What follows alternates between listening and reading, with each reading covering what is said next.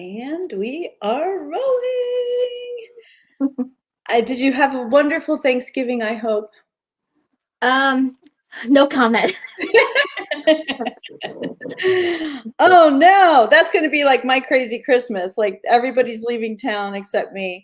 So I'm going to have to be a Christmas refugee somewhere. So, welcome back, Liza Martin. And for all of you who have not yet seen her, she did a show with me a week ago today, and it was really awesome. And I had so many people so impressed that that was your first time, and you did so great. And thank you very much. There's a ton of comments. Hopefully, you got a chance to see them. I saw some. I didn't check in the last few days. I don't know if there's more. Yeah, it was great. And it's just such a fun topic. And then the fact that there's just so many coincidences, there's so many dots to connect, and it's just fun. I love hearing about it. So today we're going to go from the history basically of the Nephilim and all of that good stuff to the two main dragons, right? The red dragon and the white dragon of Wales, correct? Yeah. I don't even know where to start. There's so much, but this is my favorite part. I'm so excited about Oh, this it is? It's your conversation. favorite part? We got there. Yes. Well, when we get to Skoda, that's when we get there. That's the Um, one I'm the most excited about. I just think that her story is fascinating. I Um, know. And there's so much more to learn about her. Like I just was when I was doing my notes for this, I discovered more and I was like, wow, but I'm not well, I'm gonna do we could do a deeper dive, and this is just the tip of the iceberg. yeah, yeah. Where do you do most of your research, or how do you go about it? Well, I start, just on the internet, just Googling and stuff. But a lot of time, like with this, it was referencing the writings of Gildas. There's some other his name is Jean. I wrote it down. It's some French name, but he actually um did the entire history of Melusine. And Wow. I want to get that book, and I want to get Gil. So I read portions of Gilda's writings, but I want to actually purchase the Yeah. whole thing and just go through it myself. Um, so there's a lot more research I'm going to do. I have to buy a lot of books, but Well, let me know. I would love to donate to your book file there because okay. it's really fun listening to you. And I had mentioned last time that your story is it's such a cute story because it began when you were young, and you were like 10 years old when you were told by God that you were to get involved in Revelations. I was And 12. Yeah, I was on a bus and Jesus sat next to me. Jesus sat next to me and an angel. And it was a lot of people actually like condemn me. I was so surprised when I tell the story that people, oh, that was just your imagination or whatever. But it was the most real moment of my life. That moment is more real to me than like talking to you or having my children. Like it was the most significant real moment of my life. So yes, and you were very obedient, and you have studied, it's called eschatology, right? Did I say it correct? yeah. I hear it all the time, and I understand. Revelations has always confused me, and so it's fun to talk to people and get different ideas about it. But thank you so much for being here. And this somehow led to you crossing over between your love of the royals as well. Is there anything else that you'd like to add about you that people should know? Or is that really the basic story of what brings you here with this information? Well, I do I'm a royal watcher, but it's because I love studying history. Actually, it was in the 90s. You remember when Enya was real popular in the 90s and she was calling herself a Celt, and I think I was like 14 or something, and I was like, what's a Celt, So that's when a lot of people I think started to study who were the Druids, and that whole thing boomed, you know what I mean, like the Druid and people wanting to know. And I was that's where kind of it started me studying like ancient history. So I was studying history, just history, and then the history of England. And so, not just that I love the royals, but it was, I love history too. And then, when I was studying the Bible and I was studying the Nephilim, there was all these crossovers. I'm like, oh my gosh, like my, light bulbs just went off, Right, right. Thank you. And so I'm just going to be quiet and let you begin, and I'll interrupt if I have any questions, or if anybody on the chat has a question for you. Okay. I don't know where to begin. I have like different things in my notes, but well, last week we were talking about how the aquatic Nephilim survived the flood, and then they either fell in love or raped a human, and then their child became the first king. And what's really interesting about that is even like now they don't say it, um, but even like Elizabeth the First, like she still believed that she had divine like powers. She used to go around and like touch children. She used to think that she could heal them. Um, so, and if you like study the Egyptian pharaohs, they all thought they were gods. You know what I mean? They thought they were gods. Well, now we realize they were. They were actually have fallen angel DNA. Um, but what's interesting about the England is even the name England comes from the word angel. It was angel land. They were, the Anglos and the Saxons were a Germanic tribe, but then they conquered the people that were already there on the island, and then they named it what became England. But it was Angel Land. It was Angle Land. That's what it was called, because angel is just like is like a general term. Like there's so many different tribes of angels, but it really just kind of means like celestial being. You know what I mean? Like there's so many different kinds of angels. Um, but that's why England is called that. And there's so many like stories, like all of the stories like of fairies and leprechauns and banshees. All that stuff comes from Ireland and England and Scotland. And so the now we know, like, there was only like kings in like Babylon and um Egypt, and it wasn't until after Christ. I mean, these were just like little tribes and nomads in that area. And it wasn't until the aquatic Nephilim started to like connect in some way, whether they fell in love or they raped a human, and then there started to be kings. Um, so when I was studying that, um, is when I discovered the whole mermaid thing. So then I was like, okay, well, what is the dragons? Like, how do they tie in? Because there's two there's a dragon on the Welsh flag, the red dragon. And I was also really like, I always loved like the Legend of Arthur. I watch all King Arthur movies. I love historical fiction. So I have like tons of books on that are like around the whole like Arthur Guinevere like story. So when I was researching this, a lot of that popped up. And I was like, oh my gosh, and I used to study, like I used to try to research, like, was King Arthur a real person? And they hide it.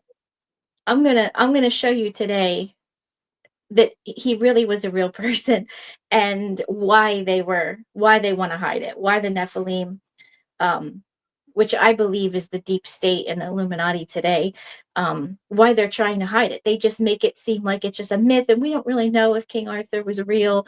But there's a big reason, because there's a whole big prophecy they want to cover up. So I also want to say too, because this ties in, that I love Kim Clement and all his prophecies, and they tie in. We'll get to how they tie in to these prophecies. Um, So, okay, I'm not sure where to start, but there was we know that Melusine, her children became many of the kings of France. Um, and the Plantagenets of France then were kings of England. And then the Anglo-Saxons, though, so there was, all right, there's Welsh and there's Gaelic people who were like all of the ancient tribe, like people of Wales, Ireland, Scotland, and what was originally England before the Anglo-Saxons came and invaded, and before the Romans came and invaded. All of those tribes are called the Gaelic people or the Celts. And the ones that were in France are called the Gauls. But these were all the original like people before the Anglo-Saxons came and invaded. So the Arthurian legends and stories are about when the Anglo-Saxons came over and they started taking their land, and um, they were fighting for their land. So that's where this all takes place, right? Right at that time when these wars were going on. So there was this hill, and Merlin, Arthur and Merlin were real. So one not prophet kind of prophecy came from Merlin, but that's not the prophecy that I'm excited about. But there was this mound, and there was this king, Vortigern, and he was Anglo-Saxon, and he was conquering big parts of England, and he wanted to build a castle. I think he was Norman actually, but anyway, he wanted to build a castle on this one hill, and every time he would build a castle, it would there would be like some kind of earthquake, and it would fall down. And he was really upset because he wanted a castle right there. So he went to Merlin and he asked Merlin, why can't I build a castle here? What's going on? And Merlin said, well, that hill is over a lake that's underneath the ground. There's a lake under the ground, and that is where these two dragons live. One is red and one is white, and they are always fighting, and that's why you can't build a castle there.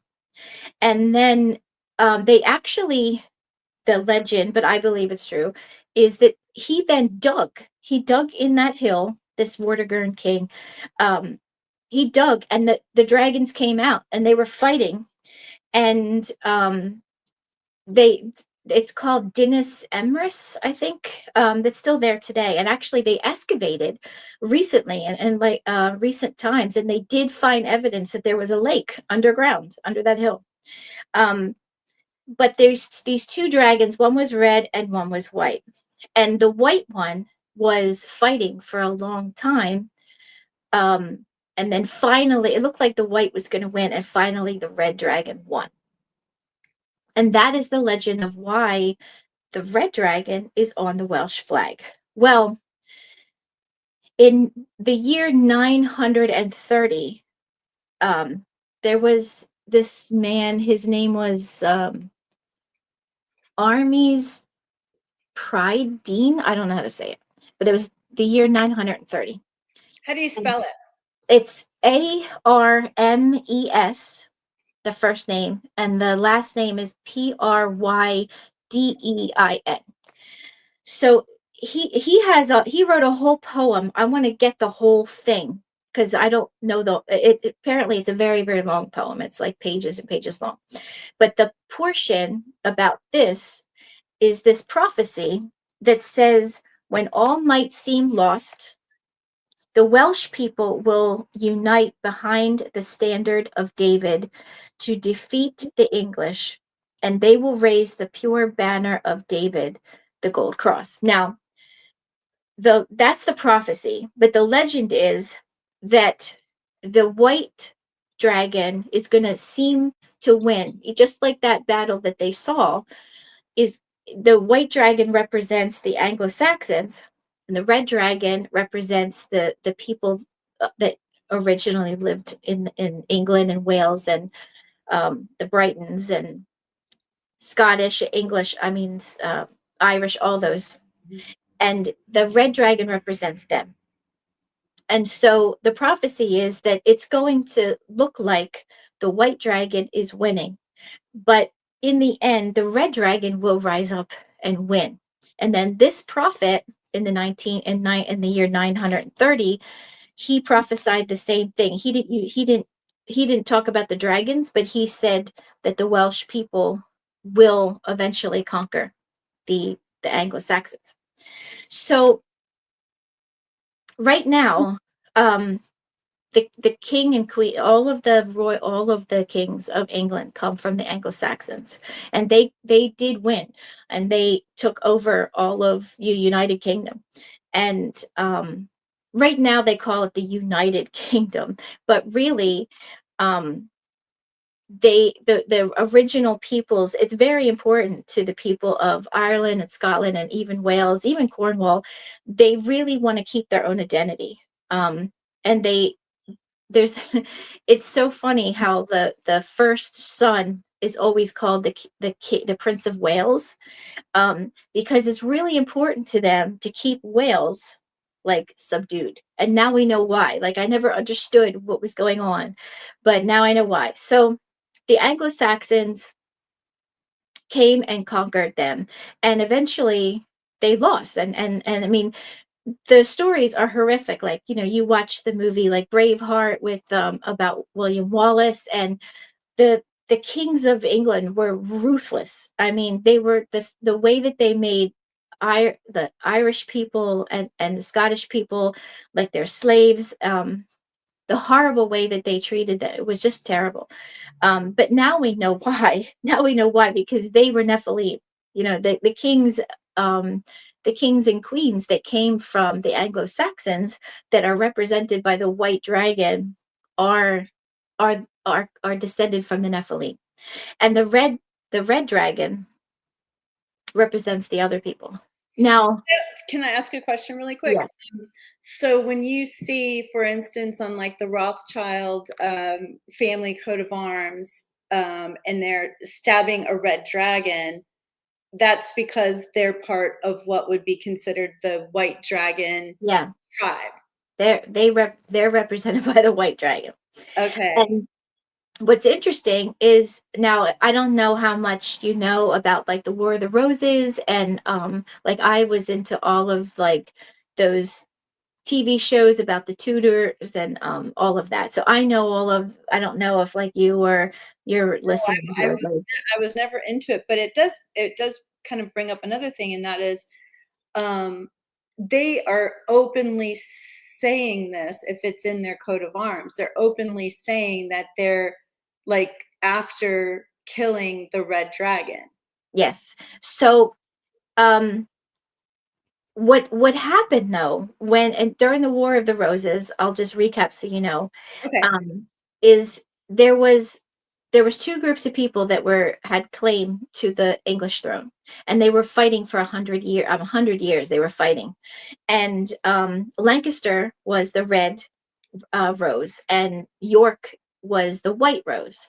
Now, eventually, um, the white rose won, but the king at the time, King Edward, he married he married Elizabeth Woodville. Elizabeth Woodville is a descendant of Melusine. And then they won. And then, but then there was another war, and they were about to lose. And what happened was her daughter, then, which is Elizabeth of York, married the Lancaster son, which was King Henry. And they married, which united the families. And their son was King Henry VIII. And that was the first Tudor king. So until then it was Plantagenets, which all of course come from Melusine. But when the red and the white married, they ended the War of the Roses with the marriage, and they were both then on the throne, and their child was King Henry VIII. Now, so what's interesting though is that they are the white dragon, and they know this. They know this, and I'll explain why even Queen Elizabeth knew this at the time. Before she died, she knows all of this. but he stole the he was obsessed with King Arthur, King Henry VIII's father, not him, the seventh. um he was obsessed with King Arthur, and he didn't want to be, of course, on the losing side. He actually took the red dragon as his identity. He wanted, it's just like kind of what they do now in politics, like um they you know how like they will accuse the other side of things they're doing, and then they take on, it's like the biggest deception, Yeah. like from Satan. You know what I mean? They're like, oh, like one side is like, you're the communist, and the other side is saying, no, you're the communist. You know what I mean? It's the traditional gaslighting. It's been going on for generations and generations. So yeah, and that's what they did. They knew they were the white dragon and the white rose, but they took the red as their symbol because they wanted to be like, no, we're, see that prophecy, that's about us, we won, we're the red. But they're not, they're the white. To this day they know it too. I'll get to why they, I think they know it. So what, I'm going to go into Gildas and these monks for a minute, and then it'll tie in a minute. So around this time of King Arthur, and when the Anglo-Saxons were invading Wales and killing all the Britons and everything, there was this man named Gildas, and he was actually descended from he was in the royal line, so he was part Nephilim. Um, his it was King Seredic. I don't know how to say these names, but anyway, um, Spell it. um, Is it it was. CE? Hold on, let me make sure oh, wait a minute. His father was the king, um, Alt Cold. I don't know. Son of, yeah, I don't. But there was three other people I'm going to talk about too, and they were all in the royal line, in the royal bloodline. One was from Ireland, one was from Wales, and one was from Scotland. But Gildas, he was older than these three. So he actually denied, he he like what do they call it? He denounced his family line. He would have been king, and he denounced his family line, and he became a monk. So he became a Christian, and he was actually preaching. Now I don't know if people are into like any of this science, like historical fiction books, they probably heard of Saint Non, and or if they're into New Age, they may have heard of Saint Non. Saint Non is a popular saint, but a lot of miracles and like mystical things apparently happen around like her monastery and so forth. Well, Saint Non was raped by King. That's the one I couldn't say before. King. It's Ceredig. Um, she was raped, and she was pregnant with this child that she named David. And Gildas was preaching when she was in the room pregnant with this David, and who became the patron saint of Scotland. He's the patron saint of Scotland, and this is why. Um, so she was pregnant, and she was listening to Gildas preach, and Gildas couldn't preach for some reason, and he's like, what is stopping me from preaching? And he narrowed it down, and he was taking different people out of the room because he was able to preach when certain people were not in the room. And then he narrowed it down to Non, who became Saint Non. Non. And when she was not in the room, he was able to preach. But when she was in the room, he couldn't. And he went to God, and he was like, why can't I preach when she is here? And God told him that it's because the child she's carrying is going to become greater than you. He will become a greater preacher than you. So he took a special interest then in this woman and this child who was fatherless because she was raped. And so he was kind of like David's mentor. And David had three friends. There was Padarn, it's Padarn, Padarn, David, and Tilo. Teilo. I don't know. But the three of them were friends and they became monks. And Gildas was like their mentor, okay? And Gildas loved King Arthur. He was actually a very big supporter of King Arthur. So he was the mentor of these three. He's the one, Gildas is the one that wrote all of this down. All of the stuff that we know about King Arthur, all of the stuff, this whole prophecy about the dragons, all of this comes from Gildas. So David, though, the three, he became the patron saint of Scotland, but the three of them were monks. And at the time, this is way before the Roman Catholic Church existed. There was, I won't go into the whole history of the church right now, but the Roman Catholic Church wasn't in existence yet. And so they didn't go to Rome to be anointed. They had to go to Jerusalem, and the bishop of Jerusalem was the one who would ordain you. And so the three of them went to be ordained by the priest that they call him the patriarch. So I don't even know. I want to look into more who this patriarch was of Jerusalem. Like if he was like, I don't know, like a descendant of like Shem or something. I don't know. I'm thinking like, why did they call him the patriarch? You know, but anyway, he's the one who you would go to if you wanted to become a nun.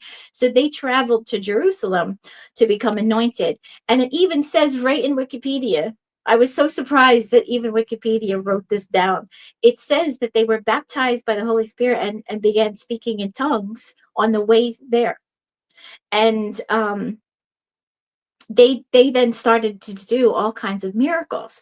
One miracle was the patriarch who anointed the three of them.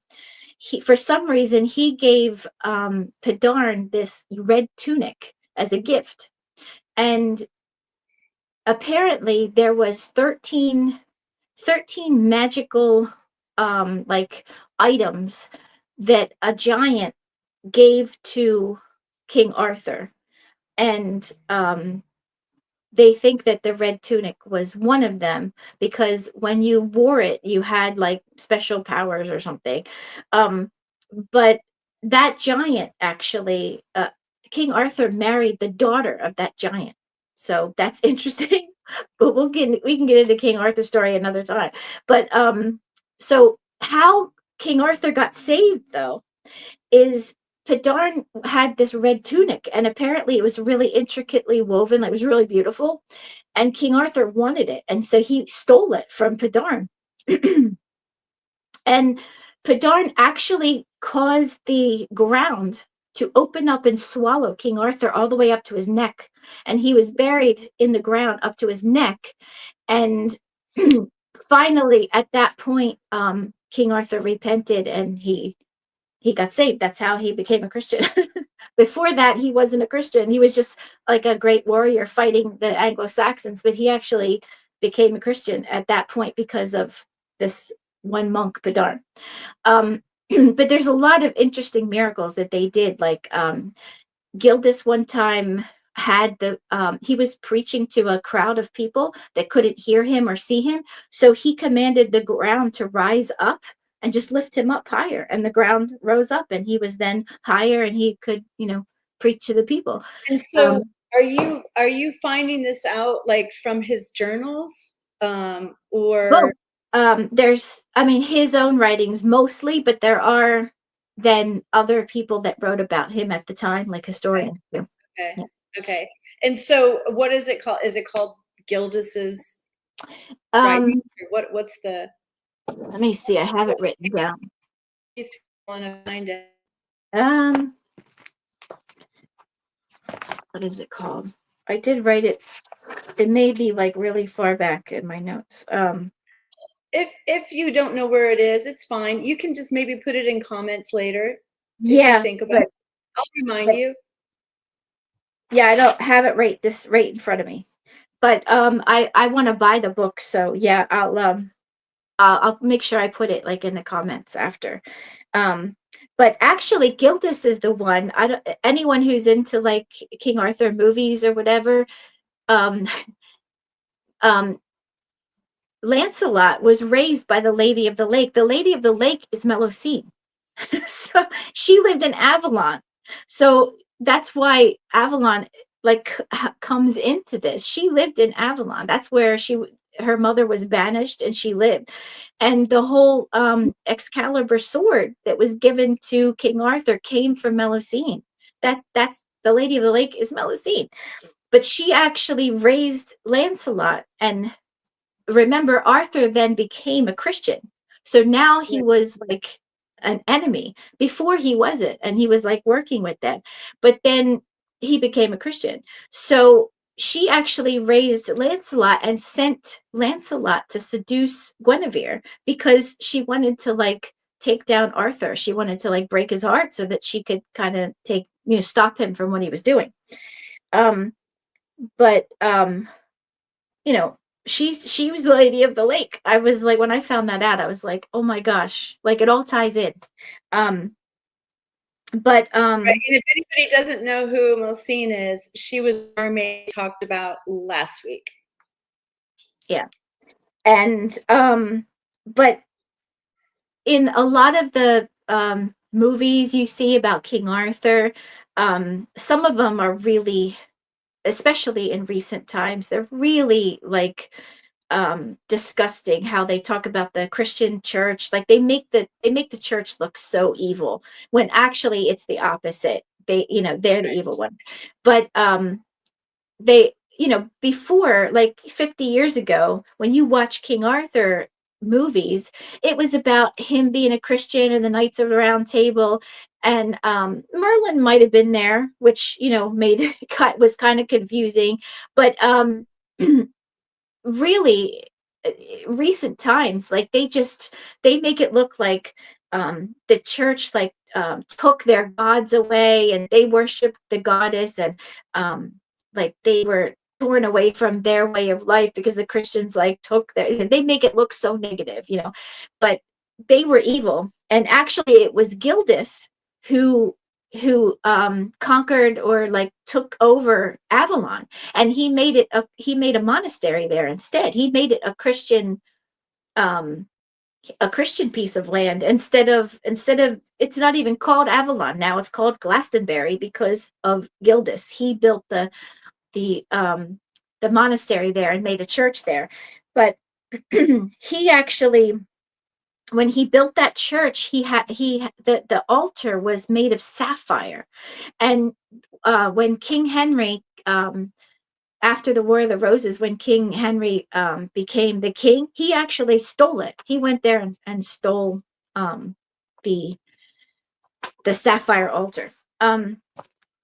So the reason I'm bringing up these three and these three men, what they were all in line to the throne. They were all going to be kings, but they denounced their royal bloodline and they became monks. And they were there's so many stories I could tell you. I just told you a couple, but they did amazing things and for God. And but David became a saint, and he's the patron saint of Scotland. So this prophecy, now we know that the Anglo-Saxons did overcome them eventually. They kept fighting, but Anglo-Saxons won. And to this day, the Anglo-Saxons are on the throne. Not Wales, not Scotland, not Ireland. Anglo-Saxons are on the throne. And the English Empire was like huge all over the world, and went into America. And then America, of course, fought for our freedom. We broke away from England, but eventually, at first, we were a colony of England.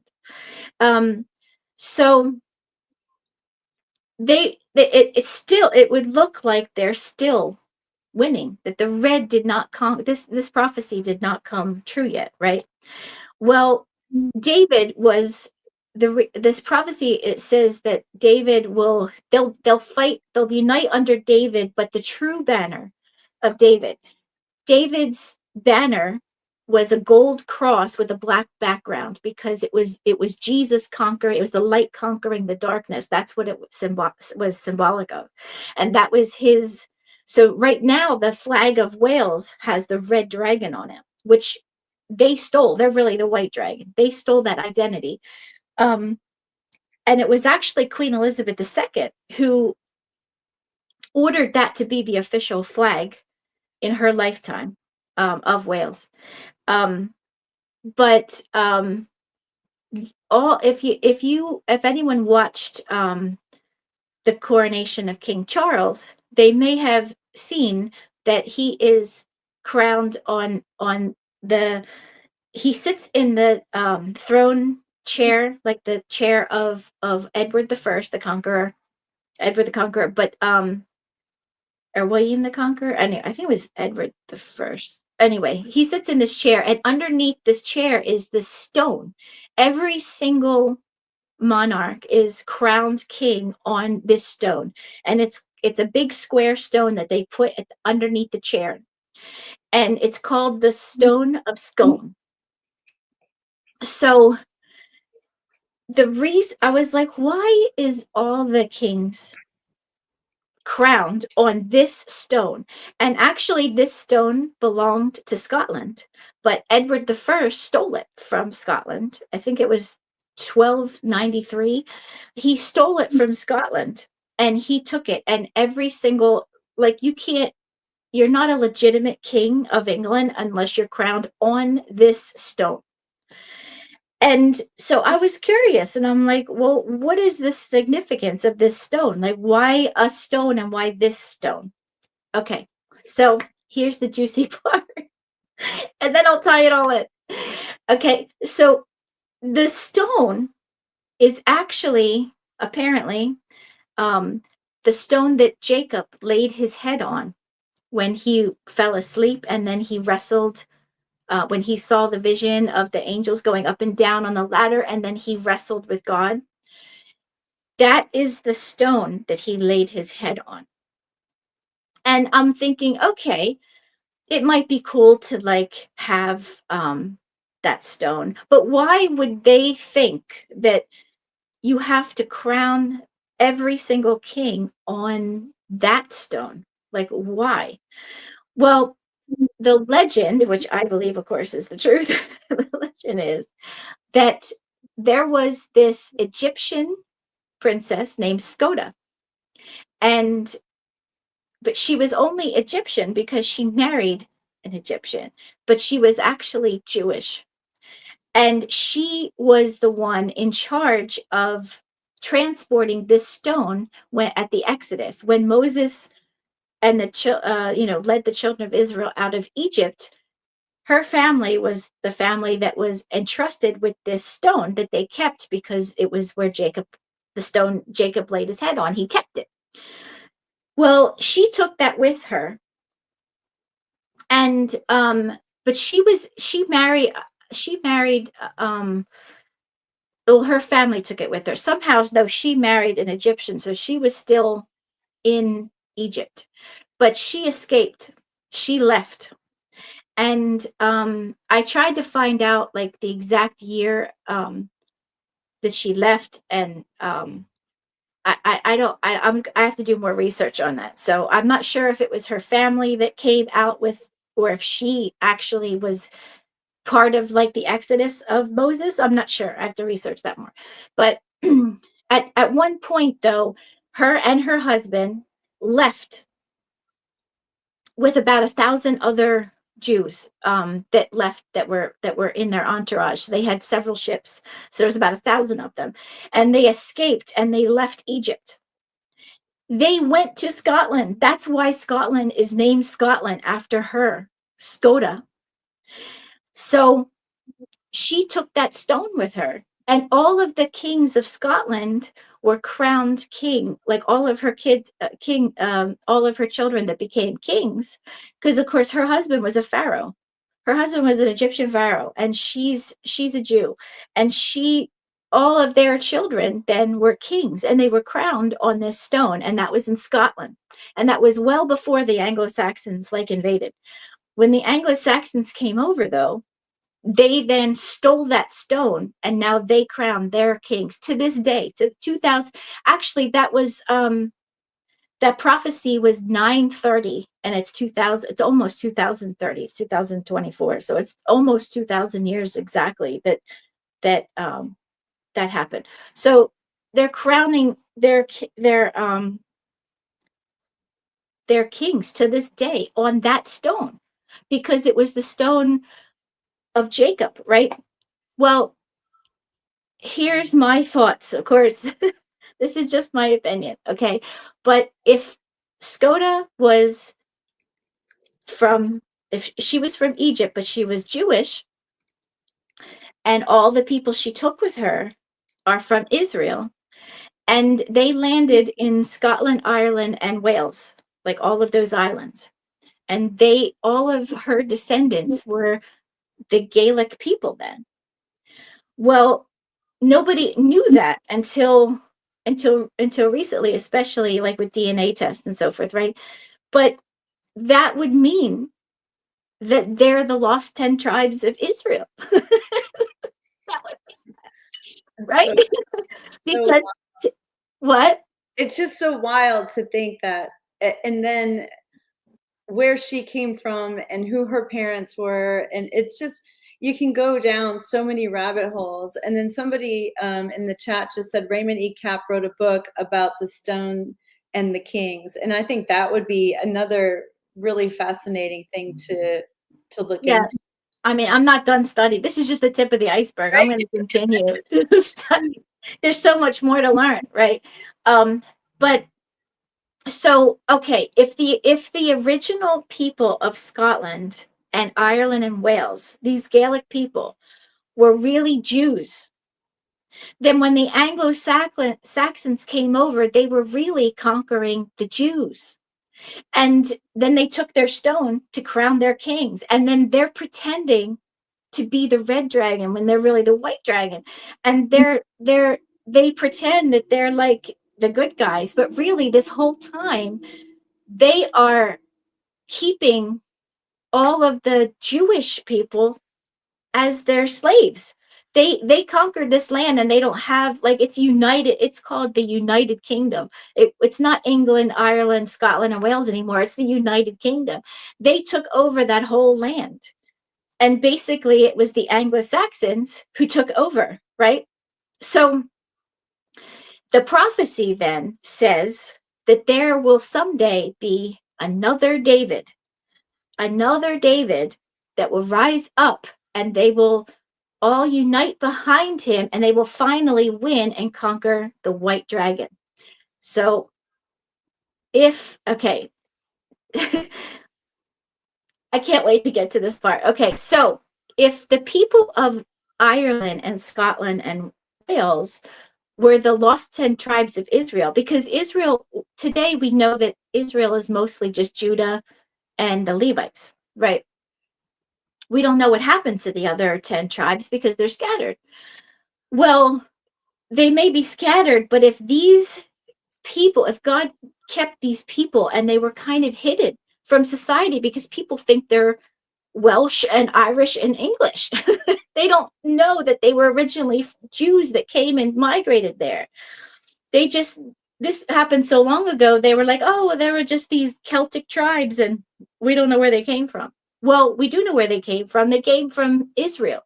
So if they then went to America to populate America, then even part of America, at least in the beginning of the country, is all the lost tribes of Israel. We are we're the lost tribes of Israel. So, but back to the prophecy though is that the red dragon will eventually conquer this white dragon. Well, Donald Trump is Scottish, and his family comes from this same area. And actually, the king at the time when this prophecy was written, the king at the time was Donald II of of Scotland. And the Scotland used to be called Albany. It was Alba, and then Albany, and then it was changed to Scotland later. But this part of of Scotland was called Alba. And when they migrated to America, they they named that part New Albany, which is now New York. But it used to be New Albany. And that's where Donald Trump is from, New York. But the thing is, the York family in England is the Anglo-Saxon. It was the white, that's the white dragon. So even in America, they changed the name from all New Albany to New York because they knew that Albany was the red dragon. And they then renamed it New York because they're the white dragon.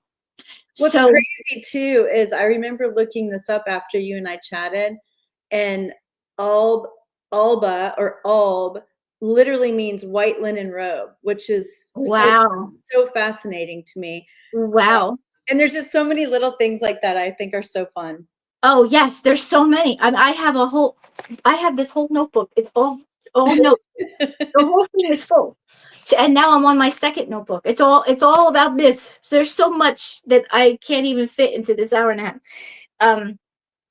So okay. So the prophecy of Kim Clement was that Trump would be president and he would serve 2 terms. And in some of his prophecies, when God was talking to him, he said that gold is very important. He didn't know why. And stone is very important, but he didn't know why. He didn't know what the stone meant or what the gold was, but he knew, he said, pay attention. These things are very important, but he never knew why. Well, we know why. I know why. I mean, I think this is my opinion, of course, but this the stone I think is the stone of scone, and the David, like King Clement said that God was telling him that he would rise up a David, and we all thought that meant King David, which it could be King David too.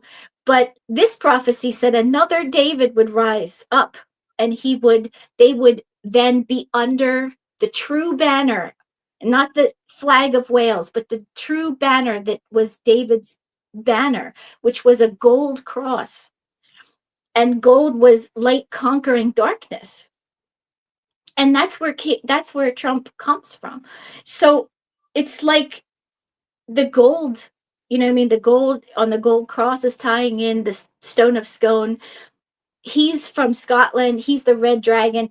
And now look what's happening, like in our country. Like, I don't know if you want me to get political, like on your show, but I mean, it seems to me like that now Trump is going to expose all of these lies, all of the things that the deep state, which I believe are Nephilim, have been doing, and he's going to expose them and get back to, um, you know, way America was and should be. You know what I mean? So And not so only is so there's Kim Clement prophecy, but there's this prophecy that is like I think coming true now because it would if we then conquer communism and the deep state and everything is exposed, then eventually the red dragon will win. You know what I mean? So right. And it'll be the real red dragon. yes, the real Which is the white dragon, no? the white dragon is right now pretending to be the red dragon. Red dragon. Okay, Yeah, got it. they have the red dragon on their flag, but really they're the white dragon. They're the Anglo-Saxons, and like the history of the British royal family, their name isn't, they took the name Windsor because they didn't want it to sound German. In World War II, their name is really Saxe Coburg Gotha, but they thought that sounded too German, and when in World War II, when Germany lost, they then changed their name to Windsor. So, but they're German. I mean, they're from. But the thing is, Queen Elizabeth is half Scottish, though.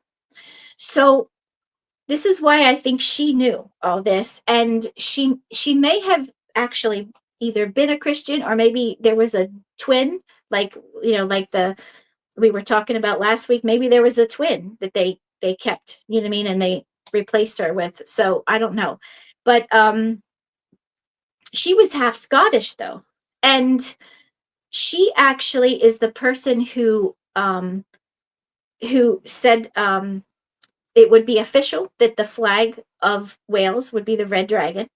And her last two she used to love corgi dogs. Her last two corgis, she named Mac and Fergus, and that was the name of Skoda's son. That was the first Scottish that was the first Scottish king. That was her child. I just learned that today. I'm like, oh my gosh, she even named her dogs, her last dogs before she died, after the first like king of Scotland that was crowned on that scone. But there's also other weird stuff. Like I was telling you last week how the king what's his name? There was a king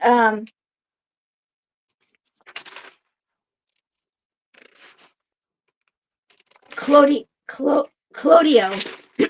King Clodio's wife was the one that was raped by a sea monster, and her son was Merovic, and Merovic became the Merovingians, and that bloodline became the kings. Well, the modern name of Clovis is Louis.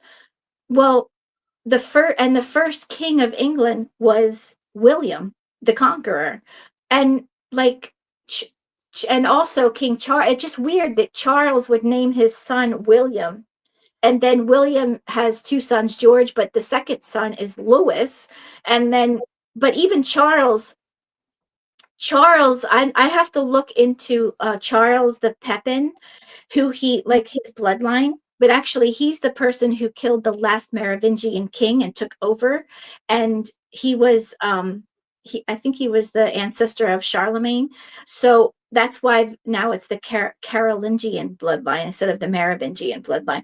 But they just named like they're at this time in history when this is going on with the with Donald Trump becoming the king, and I mean the president, and like maybe exposing them, that their names, the names that they picked for their children are the same names as were the kings at the time. Do you know what I mean? Like it, even Donald, like King Donald was the king at the time of the Anglo-Saxons, finally conquered the land what is now England. And when this prophecy was written, 1 second. Somebody named Caddy said that we're breaking up. The stream is cutting up. Is that happening to other people? Because I was losing her video, but I wasn't losing her audio. And so if somebody could let us know, because I don't want to keep going if it's breaking up. It'll take a little bit because there's a little delay. yeah. All right, so they're saying no. So maybe it's the stream on somebody else's end. Yeah. Okay, thanks everybody for answering. We're good. I just didn't want to keep going if the quality was off. Yeah. Sorry to interrupt. That's okay. I mean, that's pretty much it. I mean, there's other little like facts that tie in that I think are fascinating, but like I just, I can't believe that like the stone of Scone is like they hide all of this, even like the whole legend of Arthur, like they hide it. They don't want people to know the truth because they're pretending to be the red dragon. They don't want people to know they're really the white dragon. And now I think that this prophecy is going to be, there's actually another prophecy in the 1800s. I didn't find it yet. I got to find it. It says the same thing though. So this one is from 930. And then we have one that was in the 1800s I have to find, and then Kim Clements. But they all tie in. And they talk about the red and white dragon in the Bible, correct? I don't know. I don't in think Revelations, isn't there a dragon? Oh, yeah, the red dragon is definitely in red. I don't know if it's the same one, but what's interesting about that, I forgot last week, the Revelation does say that the beast comes out of the sea and becomes the Antichrist. And then there's a beast that comes out of the earth and becomes the false prophet. And we think these things are so symbolic, but actually, as I study Revelation, a lot of people say, "Oh, it's all just allegory." It's not, because every single time in Revelation that there's any allegory, Jesus or the angel will explain it, like right after. If they gave John a vision, and it's a picture that represents stuff, right away Jesus or the angel will say to John, "I'm going to now explain what you just saw," and explains it. So anytime there's allegory in Revelation, it's absolutely immediately explained the meaning. It's the book of Revelation. It's not the book of mystery. It's not the book of puzzle. It's the book of Revelation. So Jesus is revealing things, not hiding. He didn't give us a puzzle to figure out.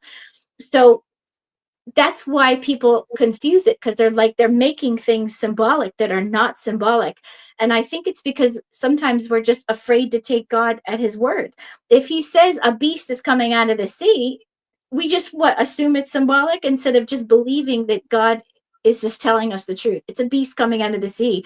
And now that we have this information from, as we learn more about the Nephilim, now we can see it's a beast coming out of the sea. And even earth, like the second dragon, a beast coming out of the earth. Like I was saying last week, I think that there may have been some types of creatures that were Nephilim that went inside the earth, that survived the flood too, because the Bible says that the water killed all life on the surface of the earth. It doesn't say in the water or under the earth. So I think Revelation means what it says, that it's a Nephilim. So I think the Antichrist is going to be a Nephilim, and the false prophet. Yes. And if you notice too, um, all the like on Judgment Day, everybody is judged, but not the fallen angels. He throws the Antichrist and the false prophet right in hell. They don't stand before the judgment seat. They're not judged. All humans are judged. Jamie, we get a chance to stand before Jesus and be judged, but they are thrown immediately into hell, which says to me they're not human at all. They're Nephilim. Right. So. Right. Well, and Oh, so oh, and another thing is the new earth has no sea. It says when God creates the new earth, it says, and there'll be no more sea. He does away with the ocean, which I think is significant. wow, I have to find that. Where's that in Revelation? Yeah, I think it's like the last chapter, like 20 or 21 or 22. It says that, and there'll be no more sea. So, yeah. Why would he get rid of the sea? You know what I mean? Yeah. So to Obviously, because the wrap it up, Nephilim are all hiding under there. That's why. give us the short version of all that you shared, as far as what you believe the red dragon is in a summary, and then what you believe the white dragon is in a summary, and who's running what right now.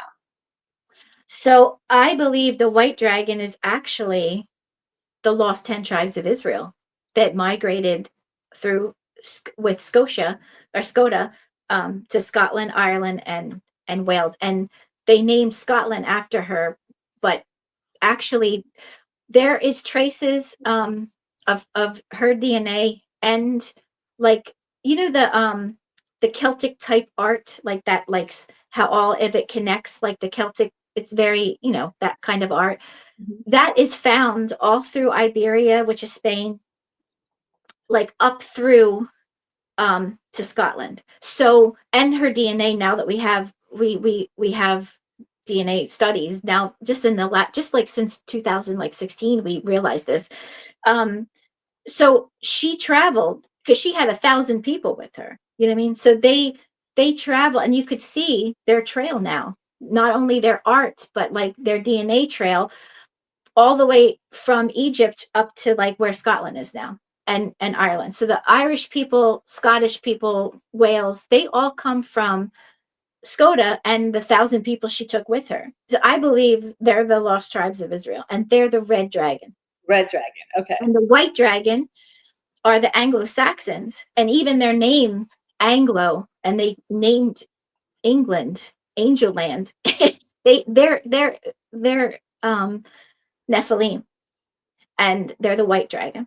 So it looks like even to this day, I mean, all this time, the last 2,000 years, they have ruled a large portion of the world, and they have made all the Jews basically their slaves, which is what the whole purpose of the fallen angels having children was meant to do. They wanted to make us, they were jealous, they wanted to make us their slaves. And that's what they've been doing. This, I mean, until America, the whole world was run by monarchies. And then America fought and we won our independence. And now we have democracy in the world. And they have been doing everything they can to destroy America because they want to be monarchies again and they want to rule the world again. So, but I believe it's even more significant now that I realize that the people that the red dragon represents were really Jewish. And the prophecy, there's prophecies in the Old Testament that say that all 12 tribes will come back to the land before Jesus returns. And everyone's like, well, we know that there's Levites in Judah, but there's no way to tell um, if like the other 10 tribes, they just, intermarried, they were scattered all over the world. And there's no way. Well, if God's word says that they'll all come back, then that's what is going to happen. And I think that they're probably going to realize soon that the ancient Scottish, English, and Irish people were the lost 10 tribes of Israel.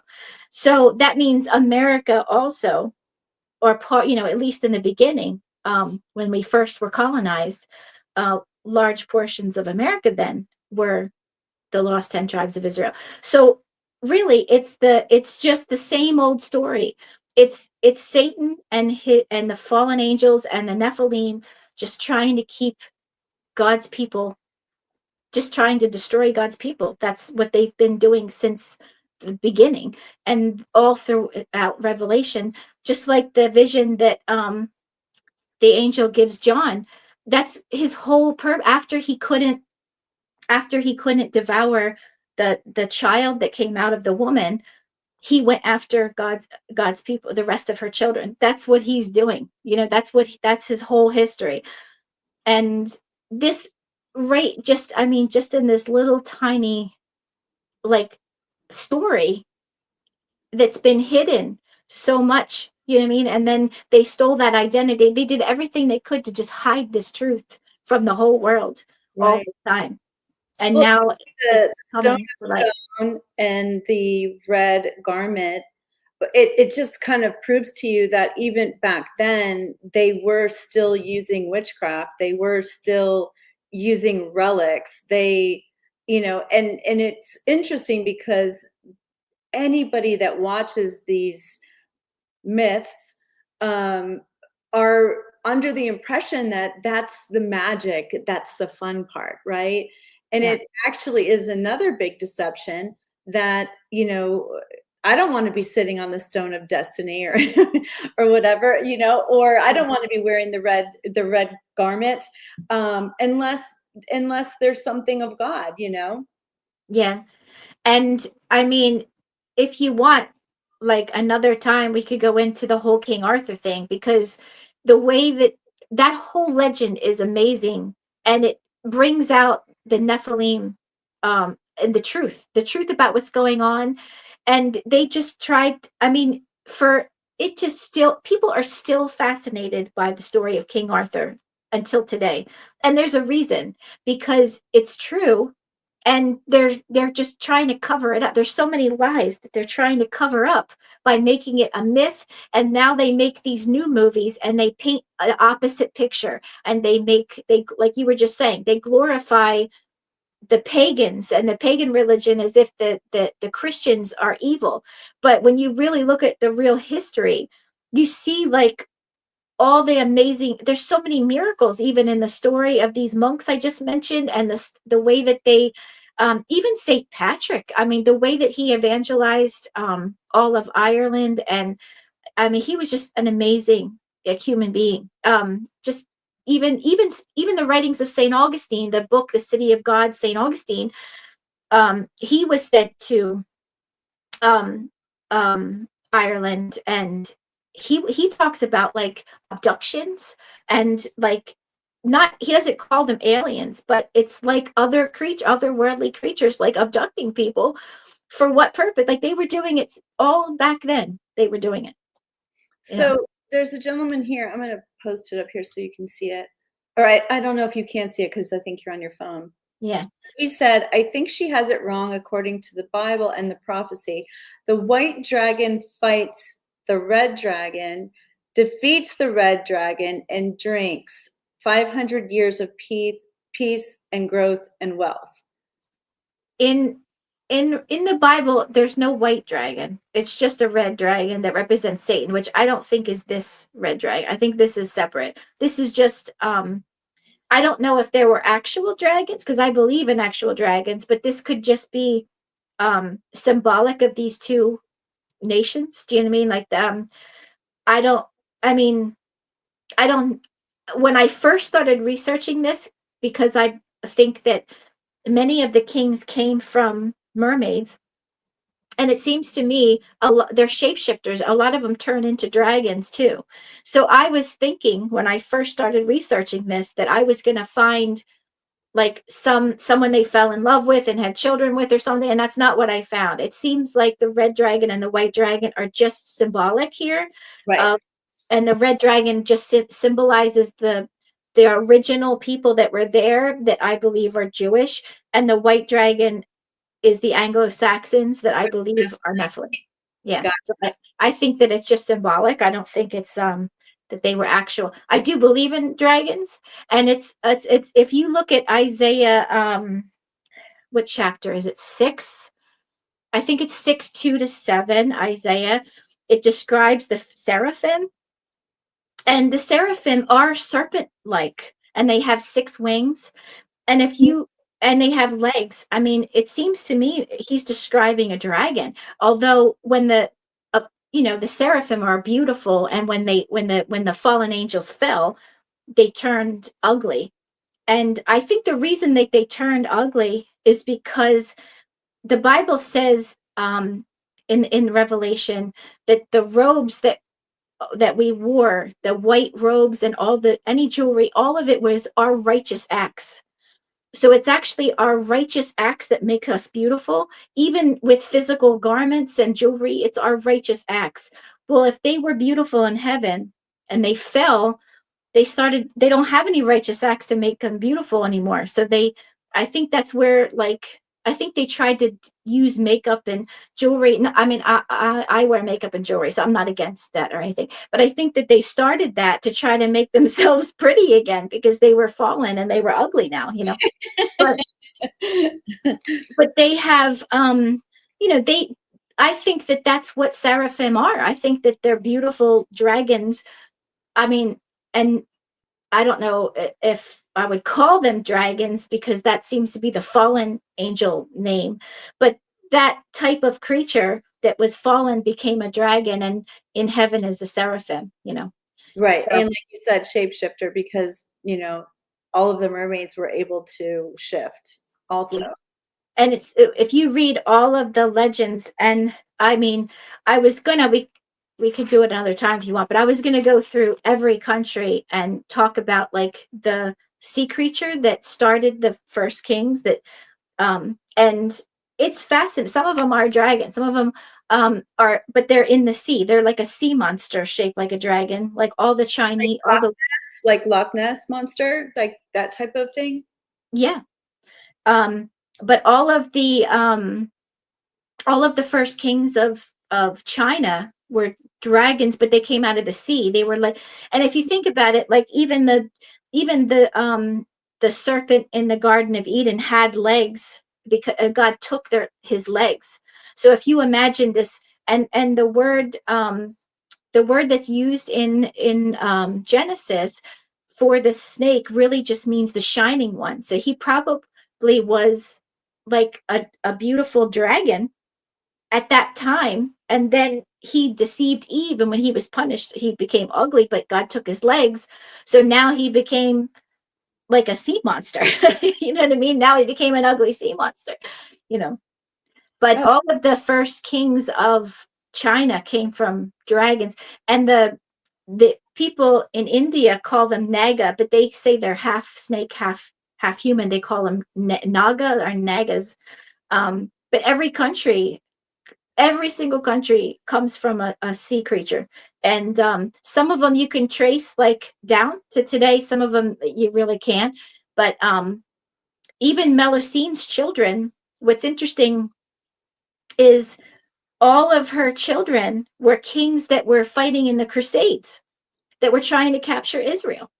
You know what I mean? So there's all these facts that just keep coming up that are just fascinating, especially when you realize that the original peoples of Ireland, Scotland, and Wales were Jewish. Do you know what I mean? Then right. it's like, oh my gosh, like so many things just open up, like Yeah. all these light bulbs just go off as you read. Jewish via Skoda or Yeah, Skoda. yeah, I don't know exactly how to say it, but via Egypt. yes, and but she She was remember she adopted, took right? yeah, but she took 1,000 of her people with her. So there's 1,000 people then marrying and intermarrying, and they were, For they were, generations. yeah, Yeah. they were all Jewish. So Wild. Well, thank you so much. I appreciate it. And somebody did have a question. How did the Vikings tie into this? Norse is strong in the Celtic bloodline. I don't know if that matters though. yeah, that's the Scandinavian line, and they all of their if oh, I do want to say this, that reminded me. Well, all of the stories of Beowulf and all, they're the Scandinavian kings that come from them. And actually, Loki ties into Saint Nicholas, which is crazy, which who became Santa Claus. Um, but the other thing is the national animal of Scotland is a unicorn. Um, and oh, there was one more thing. It was important. It was important. What was it? What was it? It was so important. It was something I wanted to share so bad. About What the was it? Norse or the Vikings or the early Um, Celtics. yes, wait, that's it. Um, the Vikings. Oh, it had to do with that. What was it? Bloodlines, the bloodlines. Yes. Yes. What was it? Oh man, it was important too. That's okay. Hopefully, I'll think of it in a minute. Yeah. I'll read her question again. Maybe that'll help trigger it. It's kind of like when I lose something in the house and I go back and then I remember. How did the Vikings tie into Oh, this? I remembered. Yes. Um, actually, if you trace back the Anglo-Saxons, they come from Triton, who comes from Poseidon. Now, Triton was half like fish, half human, like a seahorse or a hippocampus. And all of I mean, if you know anything about the royal family, you know they're into horses. They're all equestrians. And even Princess Zara, she doesn't take the title princess, but Zara, which is Princess Anne's daughter, she's an Olympic winner in equestrian sports. They are so into their horses, which is just, there's all these things that just keep coming up, like, oh my gosh, like no wonder they love horses, because they're half horse, like they're coming from a hippocampus. Like their ancestor is Triton. Right. um and think about it, all castles are surrounded by moats, by water, and we think that that's to protect themselves, which it could be, but I think that's because they want to go and be there. They want to be able to swim and be there. They can let their fins out. Yeah. And if you look at like Windsor Castle and Kensington Palace, like from an aerial vision, there's this huge. It's like, I forget what it's called. It's this huge circle of water. It's like a pool, but nobody swims in it. It's beautiful, but it's spooky looking. I think it's spooky. Um, but why would they need a huge pool that nobody swims in? You know what I mean? It's because they're like Nephilim down there. I think that's my opinion. There's a lot going on underneath the world or in the water. It's Yeah. so funny because I always felt safe in water, always in oceans everywhere. And now I'm like, I'm only going to swim in the day. I was always the opposite. I was always afraid of water, but yeah. That's funny. All right. Well, thank you so much, Liza, for coming, and happy Thanksgiving weekend, everybody. And I hope you all have a wonderful week. And we will have Liza back again to talk about, I think, what's next. We were talking about doing Avalon next.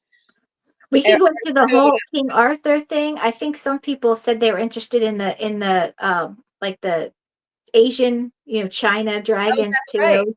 And Um, Skoda or Skoda. I got to figure out how to say her I name. think it's Skoda, but Skoda, probably Skoda.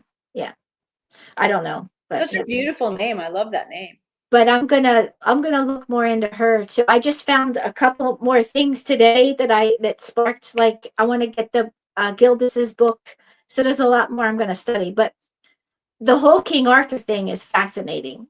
The real story of King Right. Arthur. Right. We could either do that next, or we could do the China. We're finding out more and more truths every day, and the way I handle it, because people get on me about, why don't you should stick straight to biblical whatever. But here's the thing: if we don't explore these things, we could be participating in hiding part of the things that are the truth. And I do believe the truth is what is supposed to be revealed to all of us. Oh, And I so, think so. I yeah. think And if that, we find out we're wrong on something, then we will correct it, and you're not well, really sharing it that this is the gospel. You're just sharing that this is the research I've discovered, and it's but fascinating. all of this was like accepted and known until it, like right after Jesus. Like even Paul, he knew about the Nephilim. They all knew and understood all this. It was just their history. Like even, first of all, Jude, the whole book of Jude is a section from Enoch.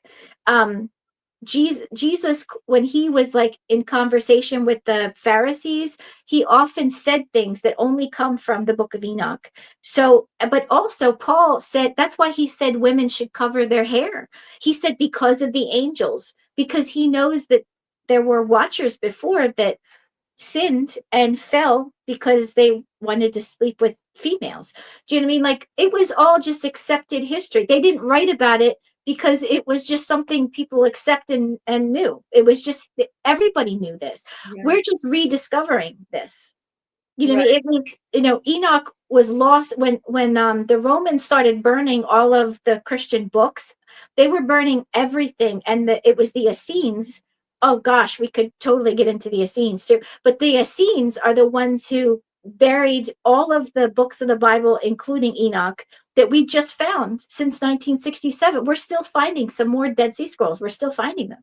Um, but all of this knowledge is the stuff that's coming from the Dead Sea Scrolls that was hidden, when the Romans started to burn all the books, and now we're just rediscovering it. Do you know what I mean? It wasn't like the church never knew this, or that, or even the ancient Jews. They all knew this. They all knew this.